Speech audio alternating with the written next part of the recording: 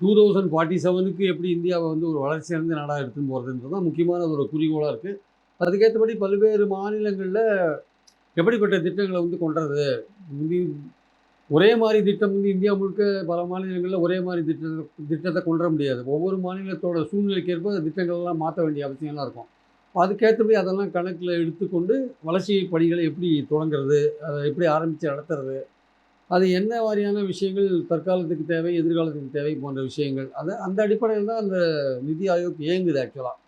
ஒரு கொள்கை ரீதியான விஷயங்கள வந்து வடிவமைப்பதற்கும், அதே சமயம் எதிர்கால திட்டங்கள வகுப்பதற்குமான ஒரு அமைப்பு தான் அது ஆக்சுவலா. ஒரு அதுல வந்து எஸ்டிஜி ரிலேட்டடான விஷயங்கள தான் வந்து அவங்க பிளான் ஆமா, பண்றதுக்கான ஆமா. ஒரு அதனால வந்து ஸ்டேட் கவர்ன்மெண்ட் வந்து இது மாரி எதிர்காலத்தில இந்த திட்டங்கள்லாம் நிறைவேற்றுங்கன்னு பல ஸ்கீம்ஸ வந்து விஜயே பேசியிருக்காரு. ம்.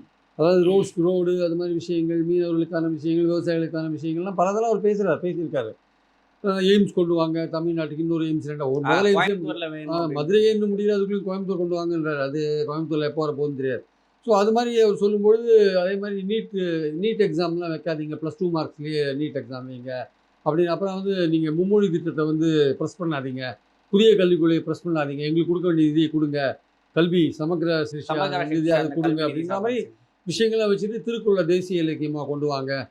பாகிஸ்தான் சிறையில் இருக்கிற தமிழ் மீனவர்களை விடுவிக்க இலங்கை ஏற்பாடு பண்ணுங்க. சிறைகள். இலங்கை சிறையில் இருக்கிற தமிழ் மீனவர்களை விடுவிக்க ஏற்பாடு பண்ணுங்கன்னு கிட்டத்தட்ட ஒரு பேசியிருக்காரு.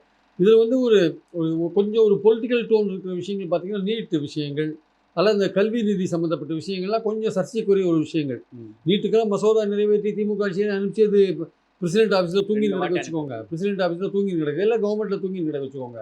அதே மாதிரி கல்வி நிதி அவர் தர்மேந்திர பிரதான் மறுபடியும் சொல்கிறாரு, பிஎம்சி ஸ்கூல் ஆரம்பித்தா தான் கொடுப்பேன்ற மாதிரி சொல்கிறாரு அவர். இவங்க அதை ஆரம்பிக்கிற மாதிரி ஐடியா இல்லை. அது திமுகவுடைய பாலிசி தான் அதை ஃபாலோ பண்ணுறாங்க. இதுவரையும் ஃபாலோ பண்ணிட்டு இருக்காங்க.